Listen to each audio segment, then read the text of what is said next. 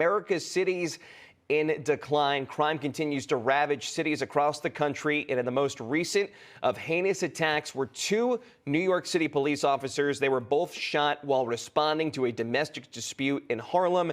22-year-old Jason Rivera was killed. 27-year-old Wilbert Mora, he's in critical condition.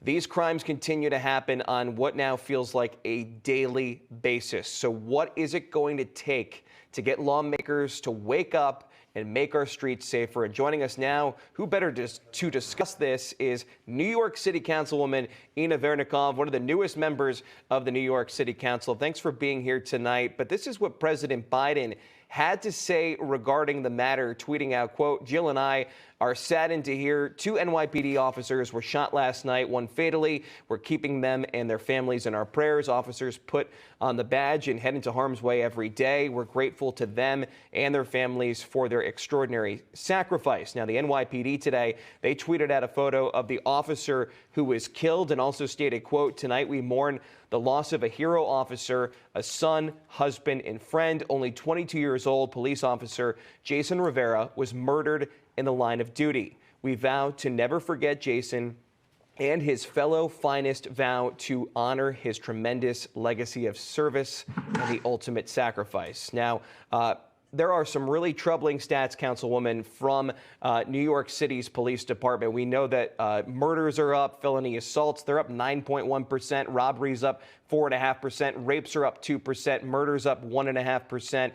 Now, the mayor says he wants to come up with these new gun laws to make the city safer, but as we both know, that won't do much. When you see rapes are up, assaults are up, you can look a certain way and somebody will come up and slug you in the face in this city. How do we change that? Hi, first of all, thank you for having me on, Logan. My heart goes out to the police officer that died last night, and there's another police officer who is right now in critical condition, and I hope he gets better very soon. Look, this is coming down to the policies of our politicians, the soft on crime environment that we're living in right now. New York City in 2021 ended with an uptick in violent crime in subways, assault, and homicide, numbers that have not been seen in 25 years. The politicians have really got to stand up and take action. First of all, we have to support our police officers. The sentiment against our police officers is creating more crime. It is an open invitation for criminals. Look at what's going on with the new district attorney in Manhattan right now. The district attorney is downgrading felonies to misdemeanors. You can literally walk into a bank with an assault, with a weapon, rob it, and get a misdemeanor. And what happens afterwards? You know, you can plead out, you can go home with a violation. So it is literally an invitation for criminals to come out and commit crimes. And the politicians have got to stand up and take responsibility. Well, you mentioned the policies in this city. The bail reform is another one. You yourself were involved in a situation where two individuals from the city, two Jewish guys from the city, were beat up by a man. He got out on $1,000 bail. I mean, that is what's happening in this city right now. So we could talk about guns till the cows come home, but the violent criminals are getting back out onto the streets. Bail reform is a state issue. The state legislature has got to change these laws that allow criminals to literally come out of court an hour later. That's exactly what happened with this case. There was an assault on a boy. It was a hate crime. It was clearly a hate crime. He called him a dirty Jew.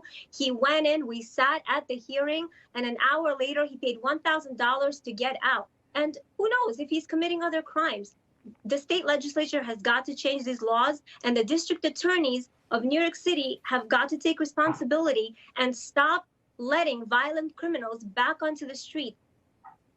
Well, this could be some good news for Republicans in the New York City Council like yourself, because 61% of Americans, according to a new poll, they say they disapprove of the way that President Biden is handling the crime wave. That is according to ABC News, that poll. Only 36% approve. What do you think is really the dynamic here in New York City? Average New Yorkers who've lived there their whole lives, do you think that people are finally going to say, we thought maybe Eric Adams was going to be the guy to change things. Right now, things are still the same. Do you think that in 2022, people are going to start to change the way they vote? Look, I think if we get a couple more Alvin Braggs, people will really start seeing, and the crime wave will really affect their personal lives, and they will start understanding that the way they vote is what creates the policies that are causing these crimes to happen on our streets. And I do think that people will start seeing that, and things will start shifting.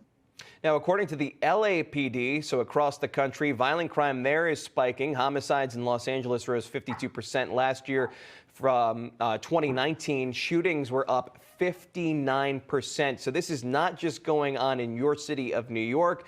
I live in Washington, D.C. Right now, there is an epidemic of carjackings down there. So what do we do about these big cities? Obviously, we know they're under Democratic control, but the fact of the matter is the cities that we've grown up loving and living in, they are under attack right now. How do we clean it up? We vote Republican. And the thing, too, Councilwoman, Republicans get in there. How do you go about cleaning it up, especially, let's say, New York City? Republicans take over the council, and a Mayor Adams were still to be in there. How would you work with him? Look, right now there are 5 Republicans in the city council. We formed something called the Common Sense Caucus, which is a caucus that will have both Republicans and moderate Democrats. We plan to have a voice. We plan to pass bills that are common sense, that are pro-police, that are anti-crime, that will help us clean up our streets. But again, it's all about having a voice and fighting for the things that will really help people and not help criminals. New York City Republican Councilwoman Ina Vernikov, thanks so much for joining us tonight. Stay safe out there, and we'll talk to you soon. Thank you for having me.